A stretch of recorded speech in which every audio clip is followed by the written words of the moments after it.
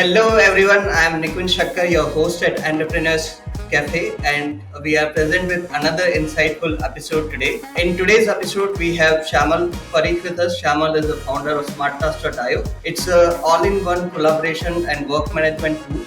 SmartTask boasts customers like Amul, Hitachi, Pepsi, and 20,000 others.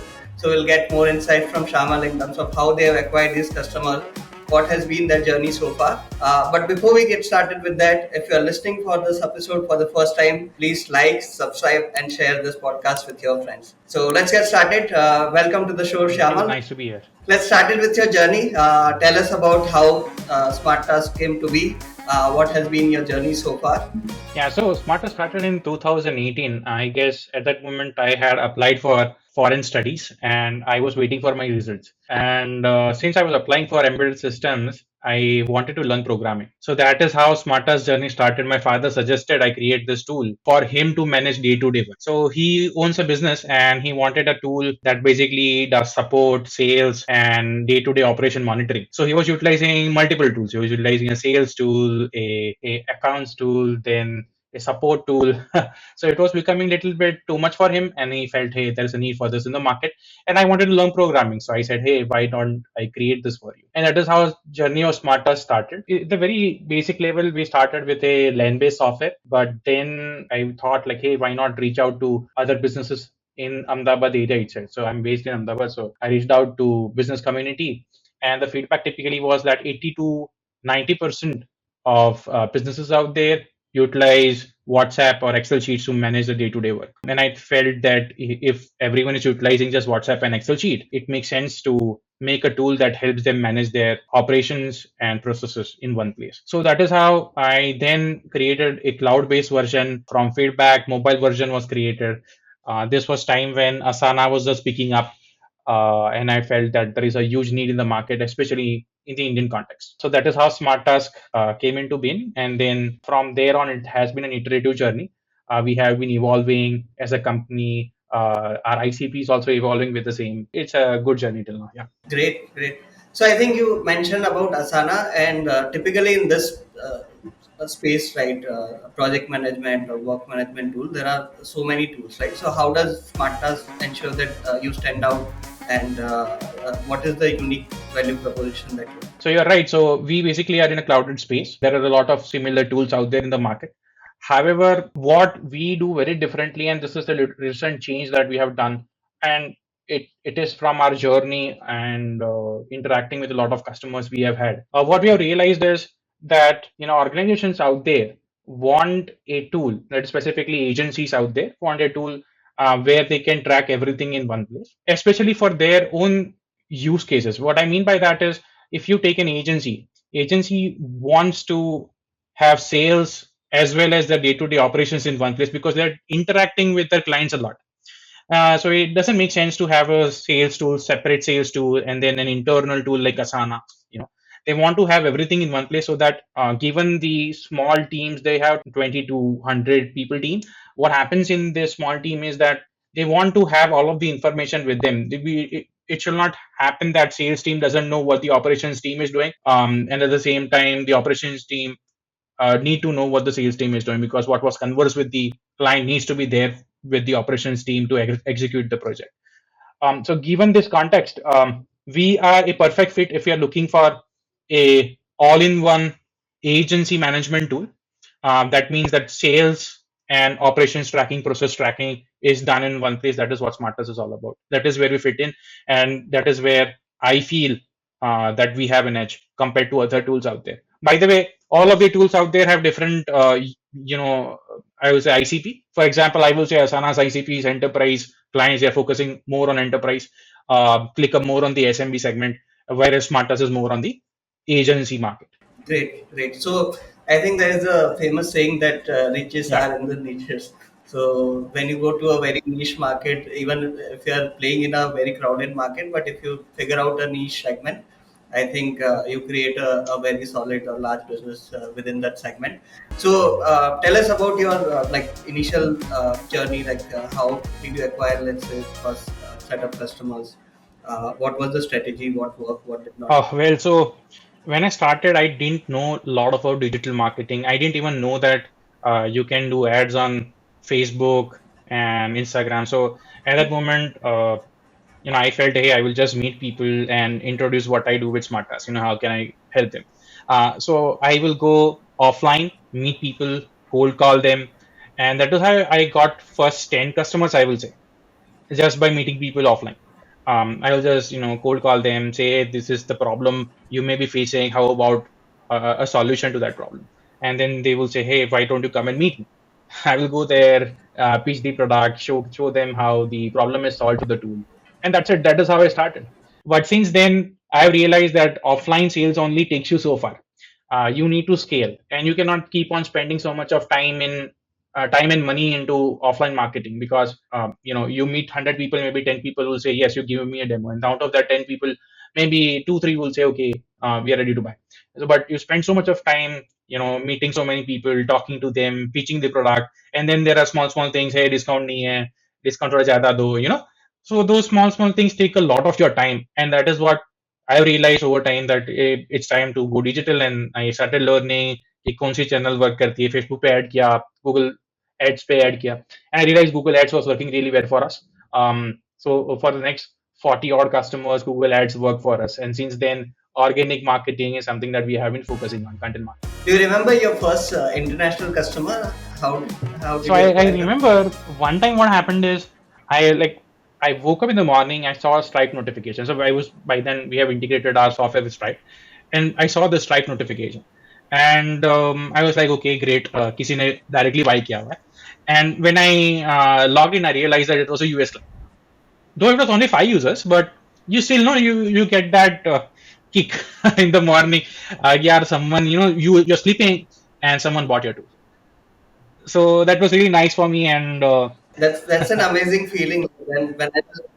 When I was building Shopper, somebody from Italy had whatever they had subscribed, and within like 2 3 days they had also sent a testimonial that they love the tool. So like when you get such moments in your journey, it definitely adds to motivation to building and keep doing the work that you're doing.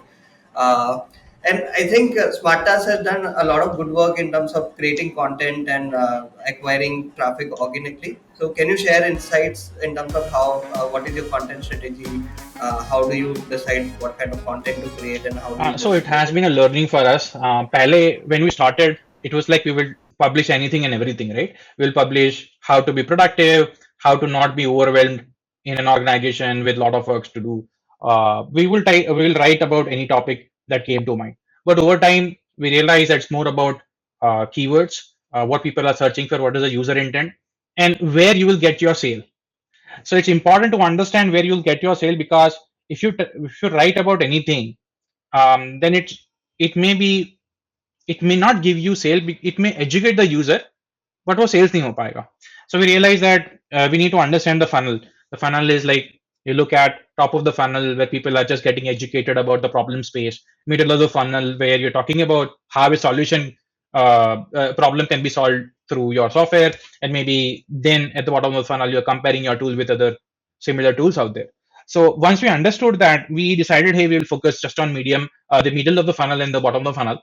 And once we decided that, we will just start writing content on that particular funnel, right? So that was the idea, and we have been doing that since some time now, and it has helped our authority also in the space. We if you search task management tool out there, maybe project management tool, a lot of the top ranking pages out there will list us as a product, right? So we have good presence now online because of the focus we have had. But it has been a learning, as I said. We started from writing anything, then understanding what the funnel is, then understanding even for that funnel, we will have to build authority. What I mean by build authority is you will have to build backlinks, and those backlinks help your page rank. Once you build those backlinks, some of your pages start picking up. You want that page ranking to also support the pages which are not ranking, so you internal link. So there are a lot of things that happen in content marketing, and it is a long journey. It takes 6 to 1 year just to get that flywheel going. So right now, like amongst all the channel, which channels work best for you? Like if you can distribute in terms of number of customers getting acquired, what is the channel ratio between like organic, So right now it's paid? all organic. We don't do any ads right now. It's only because we are coming up with version 2 of our product. It's a complete rewrite of SmartTask. And since we are coming up with version 2, we just don't want a lot of users to our time being spent in serving those users which are coming lately. So our focus has been to just get that version 2 out, and once we have done that, we will start again. Google ads will start. We'll see whether we can do something else which will boost our marketing efforts. But organic has been something that has been going on. We are putting in our efforts there, and it is working well for us. Let's talk about different challenges that you have faced. So, what is the biggest challenge that you have faced during Mm. your journey so So far? it's being horizontal. You being in a horizontal market, it's a big market. You can cater to a lot of different industries out there. What we don't realize upfront is that if you're horizontal, you'll not be able to cater. You'll not be able to be the best for a particular industry. So this is some realization. It took some time for me to realize this, and also while you're horizontal, you spend a lot of your efforts in terms of sales, marketing, educating everyone. So your sales, your marketing content will sometimes talk about an education institute. Sometimes it will talk about an agency. Sometimes it will talk about, say, some random, startup. So it was not consistent. And when it's not consistent, you're not talking to a particular segment, particular vertical. And when you're not doing that, even your own team needs some time to understand key. For example, if you're selling to CA, how will the CA solve this problem, and what are their workflows? The salesperson or the success person don't realize this upfront. They need to spend some time understanding how a CA workflow works. Then they need to spend some time understanding how an education institute works. What are their key pain points?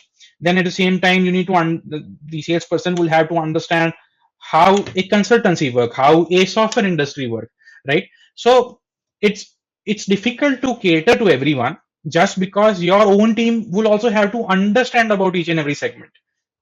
And once I realized this, I said, hey, we need to niche down, and we need to first cater to a particular segment. Once that segment is catered and when we are confident about the segment, then we'll shift to different verticals if needed. So right now we're focusing just on agencies. So, identifying the right customer profile or ICP is the key Yeah. that like a lot of SaaS founders need to learn and figure out. Like when you build something, you have to figure first thing that you have to figure out is the ICP, like which is the exact ideal customer persona who is willing to pay money. That's right, but it depends. It depends on different contexts. For example, if you look at ClickUp, ClickUp is horizontal, right? Even today, they are targeting everyone. They serve each and every vertical. They basically they have the money and they are doing that. And from the start, they have been doing that. But it's important to understand the context. In ClickUp's case, they were already a 30% team running an agency, like big agency, software agency, doing good numbers of revenue. So they had that team, so they can say, okay, hey, this 3% will just concentrate on this vertical. This 3% will only concentrate on a particular vertical, right? So that was possible for ClickUp, but uh, for someone coming into the market with no experience, no financial backing, it makes sense to target a particular niche. So you mentioned about the financial backing or Hmm. having like resources or money to fuel the growth. So have you like thought about raising funds or how much money you've raised so far, and what is your thought process around it? So we have raised a pre-seed round, and that is what has been going on since now. So we raised it in 1.5 years ago. It has been going on. We currently are focused on version 2, and once we release version 2, and once we again start growing as a company, that is when maybe we will raise another fund. But as of now, our aim is just to focus on version 2 and getting it released. And most like, as of now, we are break even in a way. We are not burning a lot, so so it's fine. But as I said, our focus is just version 2, and once that is live, we will look at the future growth and then decide whether we need to raise funds or not. So what's in version 2? Like, do you Huh. want to give a glimpse of version 2 to the audience? what is changing in this Yes. part? So what we're doing with version 2 is all of the learnings we have had over the years. As I said, we're changing our ICP, we're niching down. At the same time, we have realized some UX issues, and this is only through experience and interacting with different customers out there.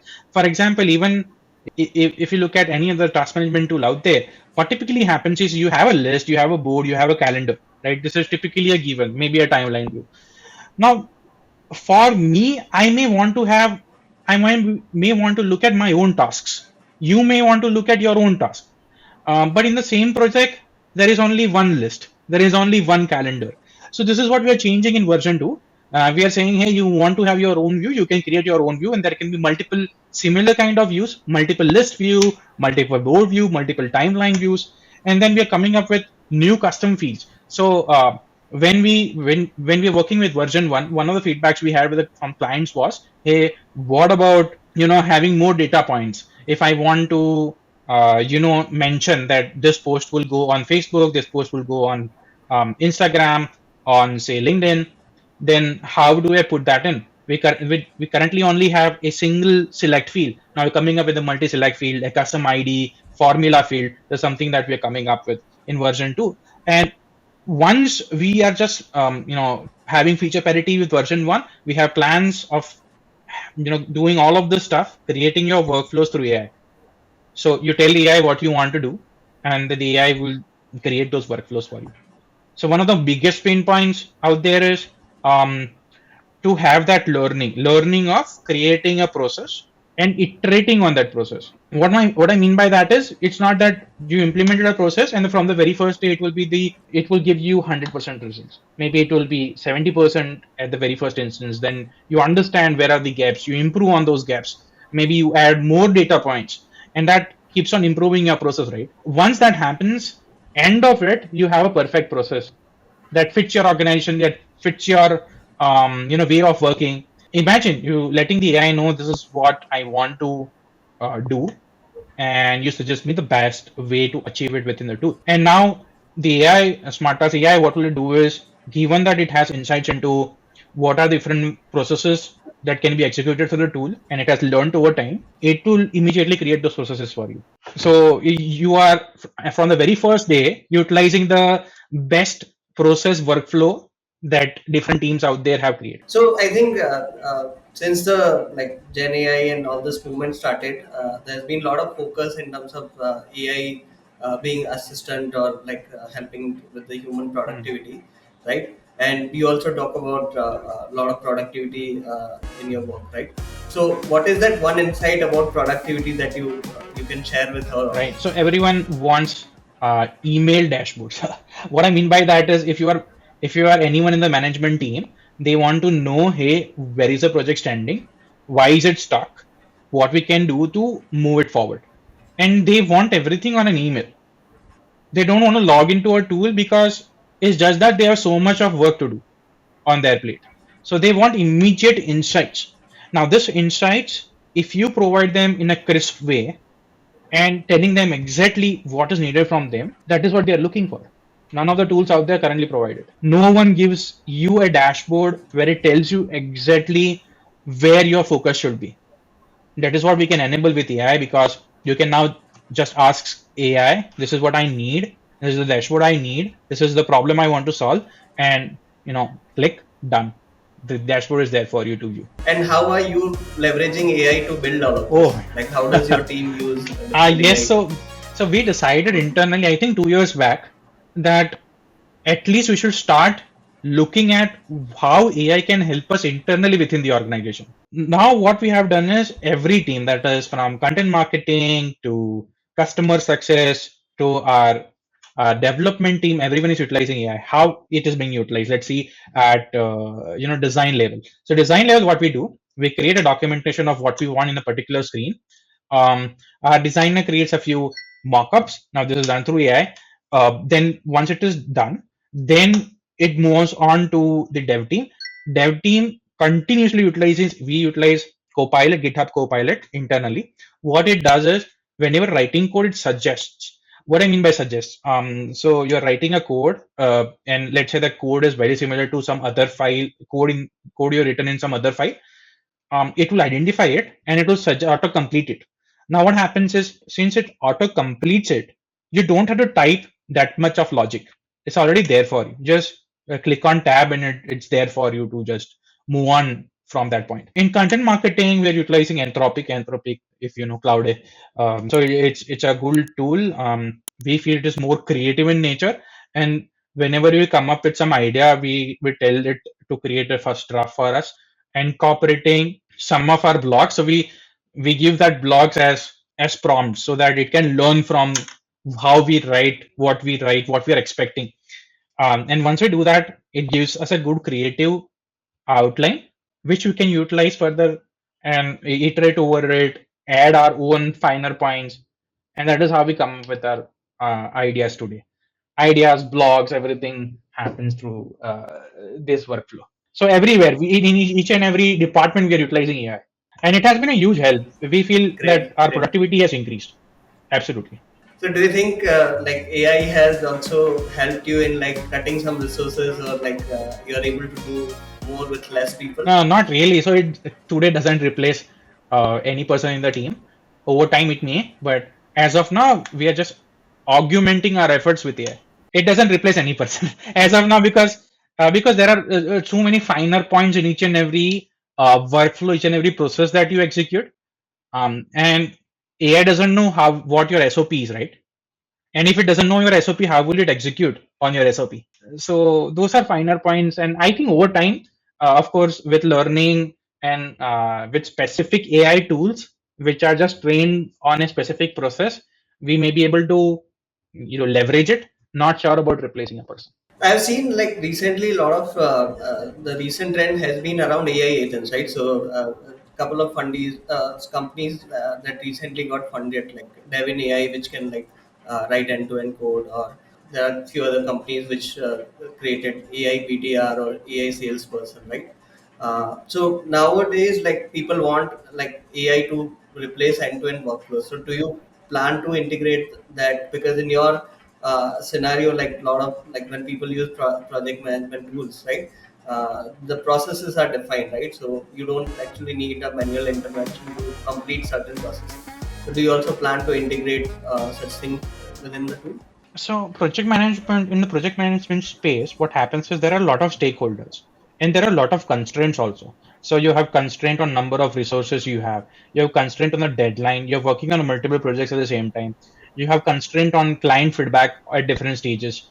Um, you have budgeting constraints. So there are a lot of constraints that needs to be taken into account.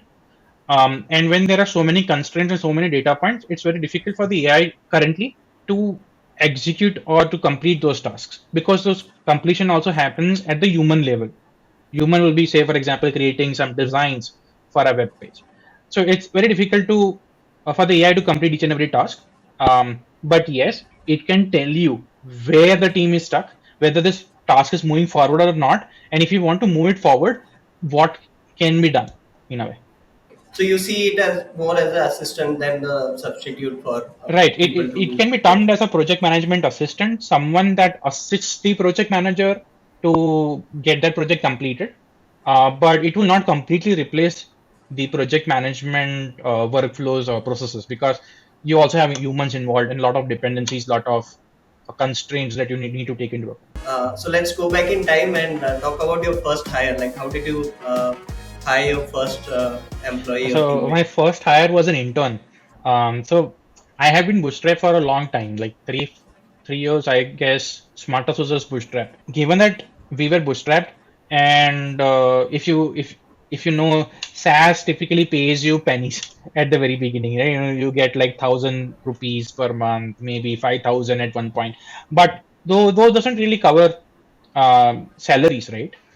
It's very paltry amount at the very beginning.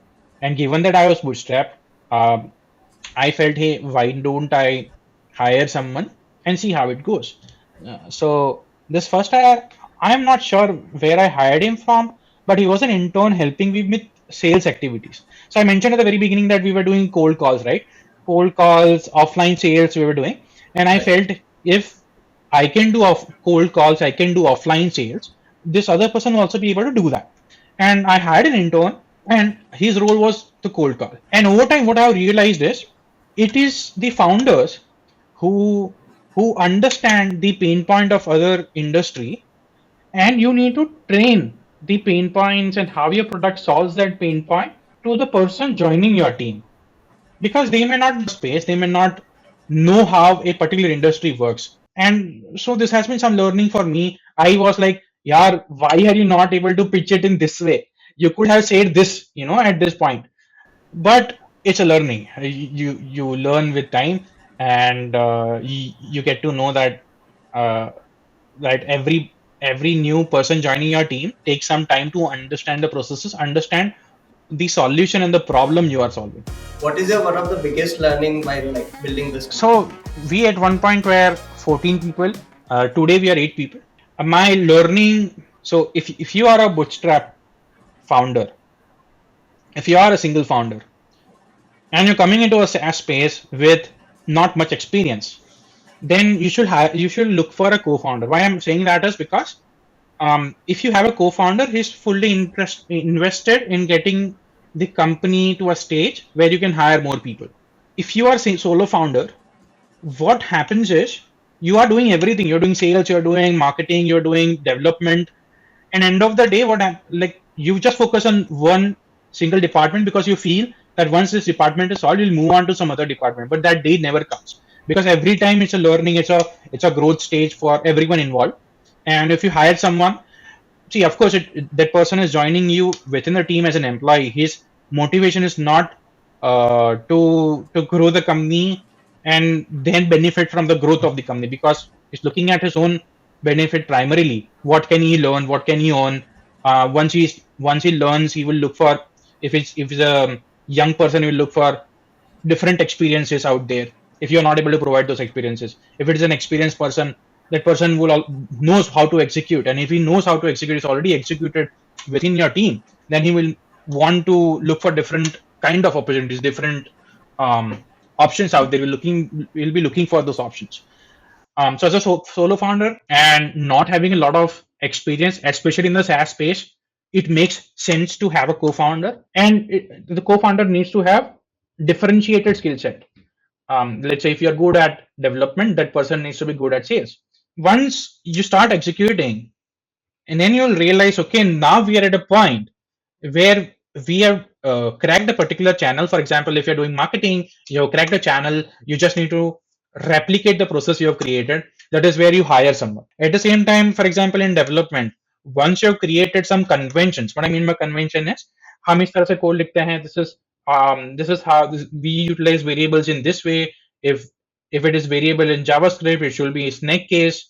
If it is an API, everything should be kebab case. Once you define all of those things, and once you have a basic foundation ready, that is the right time to hire someone. And once you hire someone, remember that everyone has a different way of learning, different grasping levels, and different growth levels. What I mean by that is, you may be very fast, and you cannot expect the same promptness in someone else, right? So sometimes we feel that, yaar, ye to ho hi jana chahiye tha, this should have been done within 2 days, but that person has taken 5 days. But it's important to realize why he taken 5 days, and it is also one of the reasons why we within SmartTask, every week we have a meeting where we define our goals. And once we define our goals, we say, uh, next week we say what part of that goal is completed. If it is not completed, what problems we faced during that goal execution, and then we rectify it. We learn over time, but it's only when you track it. Today, if you don't track it, you won't be able to optimize for it. So these are some of the learnings we have had. And as I said, someone coming in new into the ecosystem, especially SaaS ecosystem, it makes sense to partner with your colleague who you have worked with for some time, maybe your friend who you have been with in school or college. Did you try like finding your co-founder? So when you're just out of college, you feel that you can do everything. And once that is the mindset, you typically don't look for a confront. You have a problem to solve, you go about solving it. You don't think hey यार मतलब co-founder रख लेते हैं, maybe future में काम लगेगा, you know. And at that moment, everyone has their own ideas. X person has say Y idea, B person has say Z idea. Everyone is working towards those ideas, which very difficult to have that foresight that let's come together and make something together. And the very fortunate people who realize this upfront, maybe some mentorship they may have in the college. But in my time, there was no startup ecosystem. There was no incubator system. Incubator system tha, but I didn't know about it. So yeah, but once you are there within your journey, growing the tool, growing the company, it becomes even more difficult to get a co-founder. Because now what happens, you have spent 3 4 years of your time improving about the foundations, and once those foundations are established, looking for someone new, developing that trust level that you have with your friend. And if your friend is joining, then you don't know whether the foundation that you have established, whether that will be easy to transfer to that friend, because everyone comes with their own assumptions.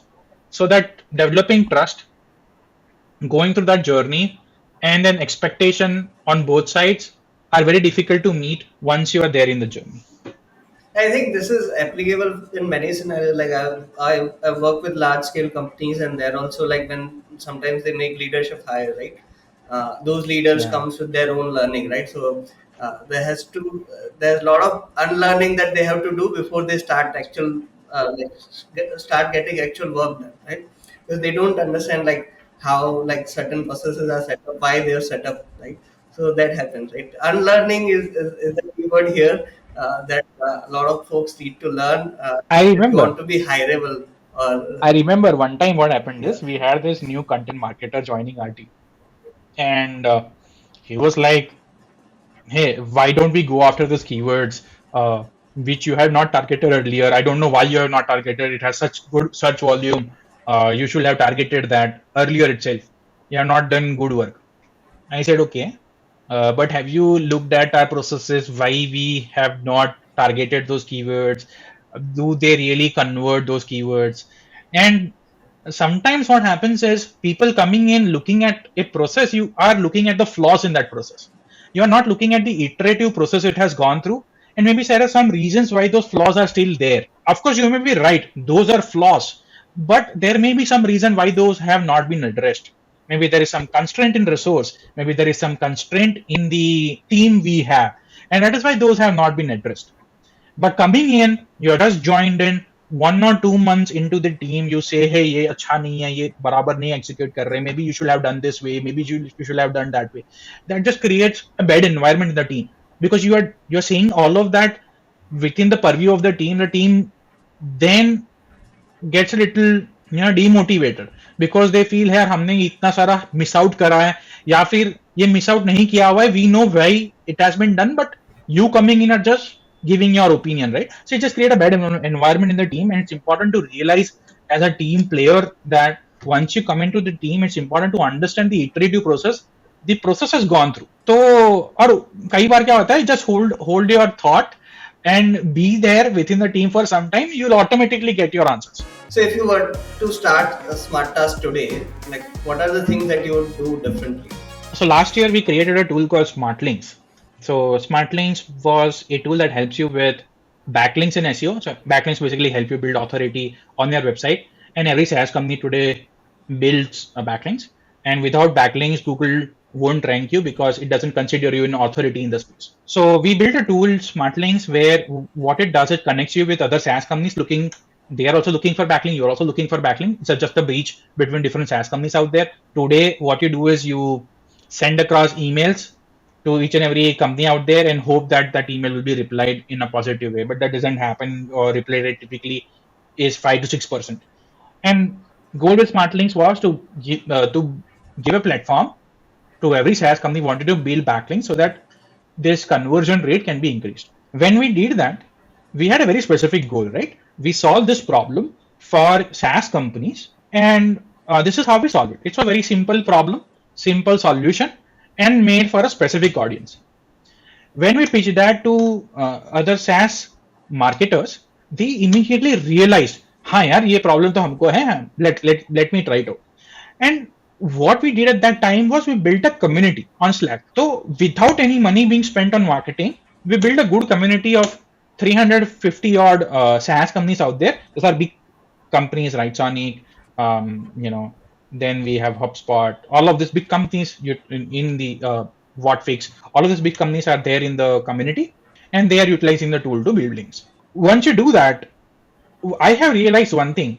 If you have a defined problem, a defined set of people that have this problem, and a solution is very pinpointed to solve this particular problem, then you can build an audience around it. Once you build an audience around it, it is just a matter of time before the point where they start paying you. So if I had to do SmartTask again, I will find that particular problem that we solve for our audience, create a community around that problem, and then I will build the product. I will not build the product upfront. जो मैंने mistake पहले कर दी है. I created the product, then the marketing side, and then I went about marketing it. Now, marketing also I didn't do well because I was a developer and I felt that once you have a product online, people will come and utilize it. So that never happens. You have to create a community, you have to create an audience, and that audience will then go and buy your product if they feel that trust is built. So this trust creation as a business is important. And if I have to do SmartTask again, I will create this trust, this audience, and identify a problem that we solve and just focus on it. So in SmartTask journey, what was that point where when you thought that okay, now we have made it, now we can continue this journey? Because in initial phases, like when anybody is Yeah, building a SaaS, right, there's a lot of self doubt, things yeah. like you face failures every day, right? You pitch to 100 people and nobody replies, and you question that why are you doing this, right? So what was that time or phase So I remember, or trigger point when you realized okay, now we yeah, have I made it? remember. So when I started SmartTask, so product, as I said, the product was out there first, and then the marketing, then the sales. So once the product was out there, I felt people to yeah, isko sign up करके will start utilizing it. Then I realized no, we have to do some legwork. We'll have to do sales. I know the time when I will used to visit 10, 15 companies at a stretch in a day in the summer heat. You know how Ahmedabad is in summers. So in that time frame, I will go and visit different companies out there. उनके जो बाहर जो assistant बैठते हैं उनको जाके मिलूंगा उनको बोलूंगा ये हमारा सॉल्यूशन है and if your founder if your owner is present I would like to meet them and I will do that for a lot of days. I remember the time when we only had one sale, one company utilizing our tool, and then I met this founder, and that founder said to me, "Look, your solution is good. The problem is being solved, but how do I trust you? You are a new player in the market. Why should I trust you?" And then at that moment, I realized how important trust is. If you cannot build that trust, no one is going to buy from you. So he was like, कल को तुम्हारा company बंद हो गया तो where will we go? Where will our data go? How do you solve that problem for me? And I went home that day, thought about that problem. Next day, I drafted an email to that client saying, "Hey, I know that any business starts their journey somewhere, and I am pretty sure that you also started your journey the same way. Trust me, even if the company shuts down tomorrow, I will host this software on your server so that your data is there and you can continue working with our tool for a long time." So somehow that trust was built and that person bought my tool. That was a very happy day for me because that client is still there with us. It's a very big firm, and since it was a big firm, I felt now we are at a stage where I can utilize that firm's name and maybe tap into other firms, similar firms. So that was the time, and then so this was the first moment. The second moment came when we did AppSumo. AppSumo is a platform where they have basically built a big marketplace. They have a lot of clients that are basically single person team or just starting out businesses, and they buy a lot of lifetime deals through AppSumo. So someone informed me about AppSumo, and we launched our tool on AppSumo. In AppSumo, again the same mistake we did. We didn't do marketing well. So when we launched on AppSumo, people will just comment, I don't know about this tool. Maybe it's just another task management tool out there. And there were no reviews for first or second day. On AppSumo, you need reviews from the very first day. As soon as you get launched on AppSumo, you need reviews, and this review cannot be from your own team. It has to be organic reviews. Then only, because people on AppSumo realize if you do all of these things.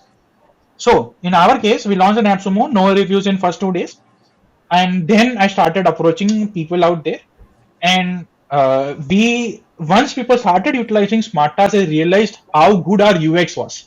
And then we got about 175 reviews on SmartTask. We did good on AppSumo. I will not say excellent. We did good because our start was not that great.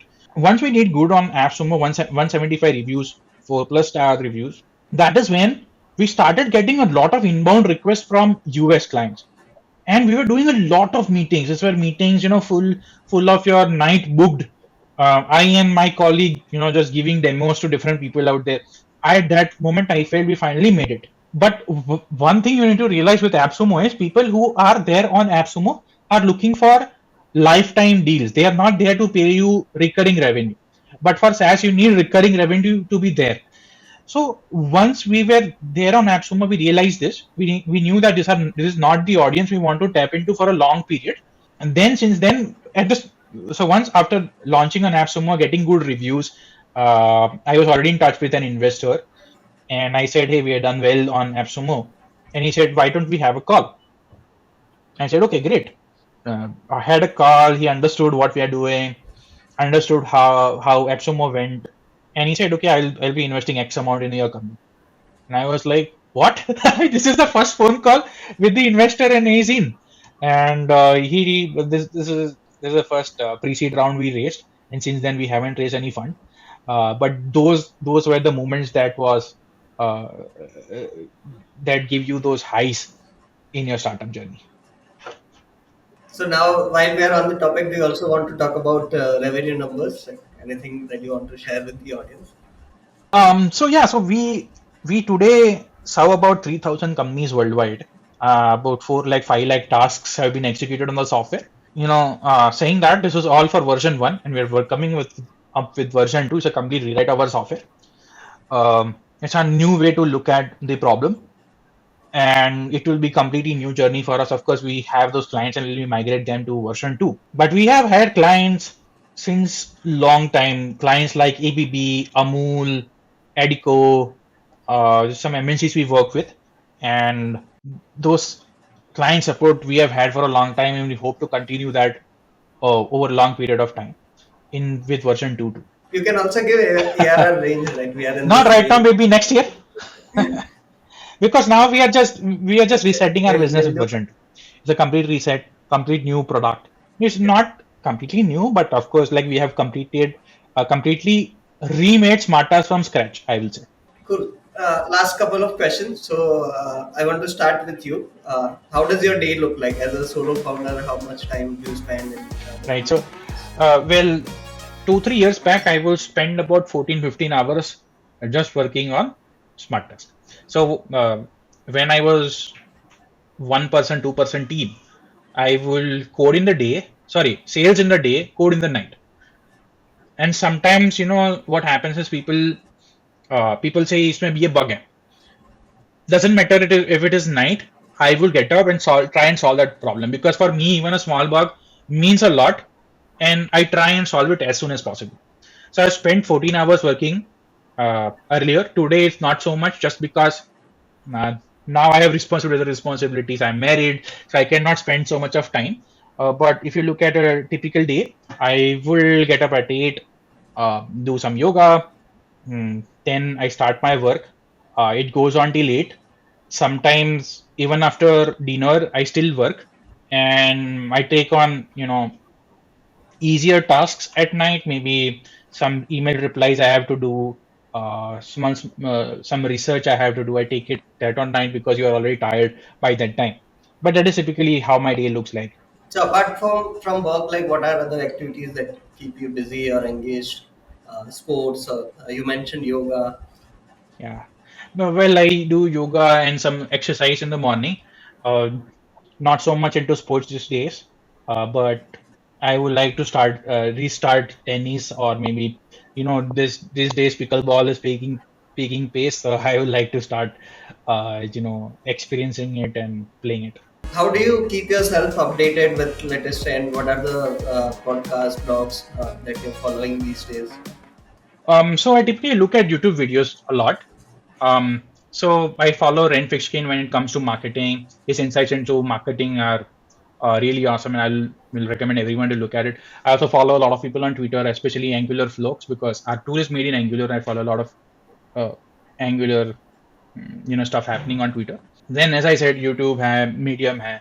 I just keep on referring those channels for more insights. What we have also done internally is we have created an external resources document which has different lines referring to different YouTube videos, different resources online, where people can just go and learn new stuff. So, for example, if I have a team of five, everyone gets some looks at or maybe learn something new. They will post that link in that document and mention what is unique about this resource and why should someone read it, and then we can filter that list by different filters. For example, I want to only look at marketing, I only want to look at sales, I can filter it.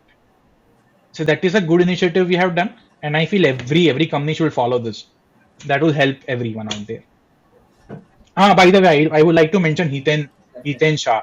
I really follow his emails. He does really well. He will collect good resources out there every week and send you an email. And that email, you can just click on those emails, email links, and it will give you good insights. I really like to follow him when it comes to this insights. What are your top three insights for anybody who wants to do a SaaS startup now or today? I will just say YouTube पे search कर लो. There are a lot of resources out there. Uh, and YC has a lot of good videos that you can follow.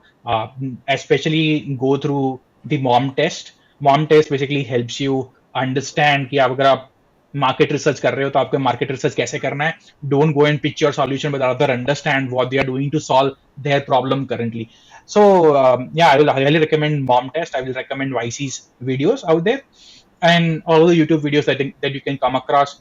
Now, by the way, you also can study Basecamp's the way Basecamp market. Basecamp के founders, they have really cracked how to be viral on a topic. They will come up with controversial takes on different subjects, and then you have no option but to reply to their marketing efforts. Well, so you can maybe follow those marketing, gurus out there like Basecamp and learn from them. Yeah, I think the recent one being the once.com Yeah. where you don't pay recurring for the software, which is like anti SaaS. They But come up with new it's ideas, very, good very take. unique idea, contrary trade to the market. I remember when they were launching Hey.com, they came up with an idea where they said, hey, we wanted to launch Hey.com on iPhone, but we are being blocked by Apple. How about not paying that 30% fee to Apple? Why do they need so much of commission? No one takes that commission. What has Apple done for us? That way of portraying and saying how many of you have been blocked by Apple just for launching your app on Apple Store. That is what cracks it, and that is how you Right. get virality on Twitter, on social media, and they have done it time and time again. I think they have also put out a lot of good resources, even like books that has been written by their founders. My co-founder, even before we became co-founders, he had gifted me remote and rework books to read, and then like we connected over that. So I think they have put a lot of good resources, and like So they are geniuses. They are marketing basically we geniuses, I brought would say. together a community which can. So I think with that we will wrap this episode. Thank you so much for coming on Entrepreneurs Cafe podcast and sharing your journey with us and insights with us. And we wish you all the best for SmartTask 2.0. And looking forward to host you again next year. And probably that time we'll get to know revenue numbers and more details, more stuff. So and with that, to our audience, hope you enjoyed this episode. If you like this episode, all the insight that we're sharing, please do like, share, and subscribe this podcast. And feel free to share your feedback in comments or reach out to us, share your ideas. Tell us whom you want to hear from, and then we'll try to bring them on the episode. So thank you so much, everyone, and see you in the next one.